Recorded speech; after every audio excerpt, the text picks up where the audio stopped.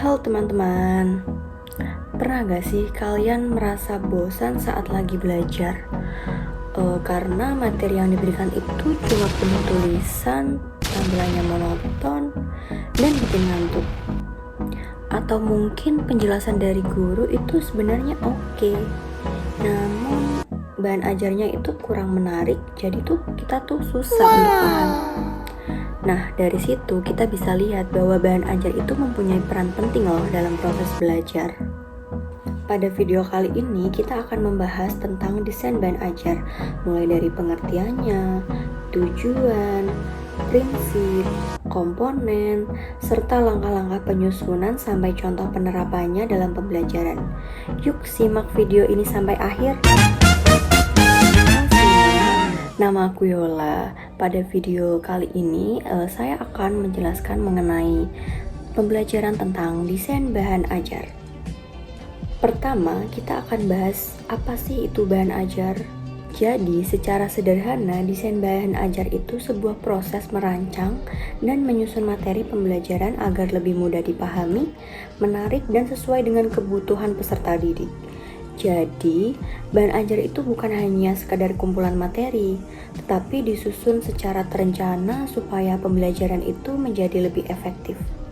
Desain bahan ajar juga bisa berbentuk buku, modul, e-modul, video pembelajaran, presentasi interaktif, lembar kerja siswa, dan media digital lainnya. Intinya, semua yang membantu siswa belajar bisa menjadi bahan ajar jika dirancang dengan baik. Lalu, kenapa desain bahan ajar itu penting sih? Karena setiap siswa itu punya cara belajar yang berbeda. Ada yang lebih cepat paham lewat gambar, ada juga yang suka video, dan ada juga yang lebih nyaman membaca atau praktik langsung. Maka dari itu, bahan ajar itu perlu disusun agar bisa menyesuaikan kebutuhan tersebut. Jika bahan ajarnya tepat, siswa ini akan lebih mudah memahami materi dan lebih semangat dalam belajar. Selanjutnya, kita akan masuk ke tujuan desain bahan ajar. Nah, di sini tujuan desain bahan ajar itu terdapat 3 tujuan loh. Yang pertama itu, kita itu bisa membantu siswa itu mencapai tujuan pembelajaran dengan lebih mudah. Materi yang tersusun rapi akan membuat siswa paham apa yang harus dipelajari. Nah, untuk tujuan yang kedua, ini dapat mendorong kemandirian belajar. Nah, dengan adanya bahan ajar yang jelas dan sistematis, siswa ini bisa lebih belajar sendiri tanpa harus selalu menunggu penjelasan guru. Untuk tujuan yang ketiga ini terdapat meningkatkan kualitas pembelajaran di kelas. Guru nanti jadi lebih mudah menjelaskan materi, sementara siswa lebih aktif dan terlibat dalam proses belajar. Nah, setelah kita tahu tujuan pembelajarannya apa, di sini kita akan membahas tentang prinsip-prinsip desain bahan ajar. Untuk yang prinsip yang pertama itu terdapat prinsip relevansi. Maksudnya gimana sih? Artinya isi materi itu harus sesuai dengan kompetensi atau tujuan pembelajaran. Jangan sampai materinya itu keluar dari jalur atau tidak nyambung dengan yang ingin dicapai nantinya. Untuk yang prinsip yang kedua ini terdapat prinsip konsistensi. Nah, materi itu harus sejalan dengan indikator pembelajaran. Jika ada beberapa kompetensi yang harus dicapai, maka bahan ajarnya juga harus mencakup semuanya. Nah, untuk yang prinsip ketiga ini terdapat prinsip kecukupan. Nah, materi itu tidak boleh terlalu sedikit, tetapi juga jangan terlalu banyak, jadi harus seimbang. Cukup untuk membantu siswa memahami pembelajarannya. Selanjutnya kita akan masuk ke dalam komponen dalam desain bahan ajar. Nah, untuk komponen yang pertama ini terdapat tujuan pembelajaran. Ini juga penting karena menjadi arah utama dari bahan ajar yang akan dibuat nantinya. Untuk komponen yang kedua ini terdapat materi pembelajaran. Materi juga harus sesuai, runtut, dan mudah dipahami. Untuk yang ketiga ini terdapat strategi atau metode pembelajaran. Misalnya menggunakan metode diskusi, project based learning, problem solving, atau pembelajaran kelompok lainnya. Nah, untuk komponen yang keempat ini adanya media atau sumber belajar. Di sini itu bisa berupa gambar, video, tabel, animasi, atau aplikasi pembelajaran lainnya. Untuk komponen yang kelima ini terdapat kegiatan pembelajaran. Jadi, siswa ini tidak hanya membaca, tetapi juga ini aktif melalui tugas, diskusi, latihan, atau praktik langsung. Nah, untuk komponen yang keenam ini adanya evaluasi. Nah, evaluasi ini digunakan untuk mengukur apakah tujuan pembelajarannya itu sudah tercapai atau belum. Dan komponen yang terakhir itu adanya umpan balik atau feedback. Nah, agar siswa itu tahu bagian mana yang perlu diperbaiki. Selanjutnya, terdapat langkah-langkah dalam mendesain bahan ajar sebagai berikut. Yang pertama itu terdapat analisis kebutuhan pembelajaran.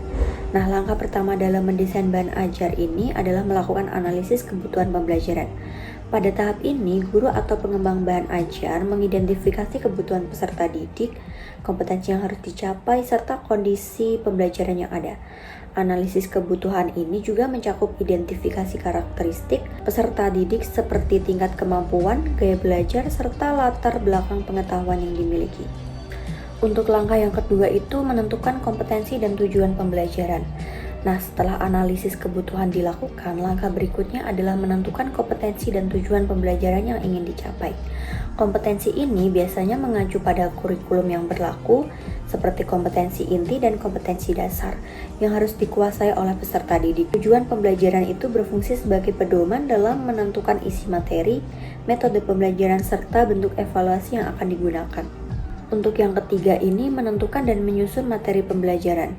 Langkah selanjutnya adalah menentukan materi pembelajaran yang akan dimasukkan ke dalam bahan ajar. Materi yang dipilih ini harus sesuai dengan kompetensi dan tujuan pembelajaran yang telah ditetapkan. Selain itu, materi juga harus disusun secara sistematis dan logis agar mudah dipahami oleh peserta didik. Selanjutnya, yang keempat ini terdapat mendesain struktur atau format bahan ajar. Setelah materi ditentukan, langkah berikutnya adalah menentukan struktur atau format penyajian bahan ajar. Struktur bahan ajar yang baik biasanya terdiri dari beberapa bagian utama seperti pendahuluan, uraian materi, contoh atau ilustrasi, latihan soal, rangkuman, dan evaluasi. Selanjutnya, mendesain kegiatan pembelajaran. Dalam mendesain bahan ajar, kegiatan pembelajaran juga perlu dirancang secara baik agar peserta didik dapat berpartisipasi secara aktif dalam proses belajar. Kegiatan pembelajaran dapat berupa diskusi kelompok, tugas individu, latihan soal, studi kasus, maupun kegiatan praktik lainnya.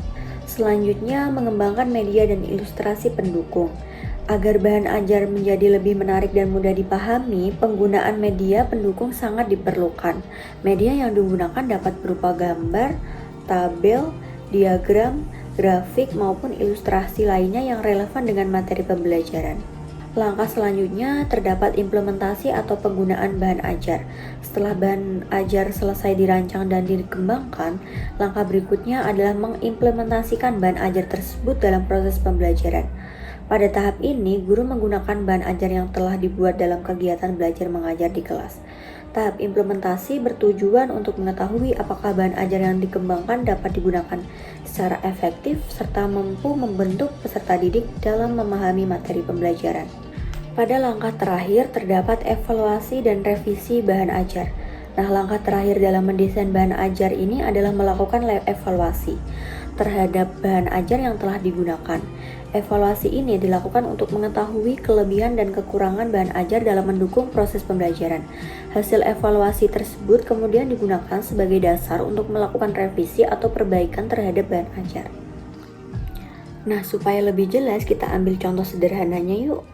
Nah, misalnya ini terdapat guru ingin mengajar materi mengenai negara-negara di dunia untuk siswa jenjang sekolah dasar. Jika hanya memakai buku teks, siswa ini mungkin cepat bosan. Tetapi kalau menggunakan bahan ajar yang dibuat dalam bentuk PowerPoint interaktif, video singkat, ataupun kuis dan permainan peta dunia, itu tentu akan siswa itu menjadi lebih mudah tertarik dan akan lebih cepat paham. Nah, dari contoh itu kita bisa lihat bahwa desain bahan ajar ini tuh bukan hanya soal isi materinya, tetapi juga bagaimana materi itu tuh disampaikan agar bisa menyenangkan dan mudah dipahami. Nah, dari penjelasan awal sampai akhir yang udah saya sampaikan, dapat disimpulkan nih bahwa desain bahan ajar ini merupakan proses merancang materi pembelajaran secara sistematis agar pembelajarannya itu menjadi lebih efektif, menarik, dan sesuai kebutuhan siswa. Dengan bahan ajar yang baik, guru juga lebih mudah mengajar dan siswa lebih mudah belajar. Semoga video ini menambah pemahaman kalian tentang pentingnya desain bahan ajar. Terima kasih sudah menyimak dan sampai jumpa di pembahasan berikutnya. Saya Yola, saya pamit undur diri. Bye.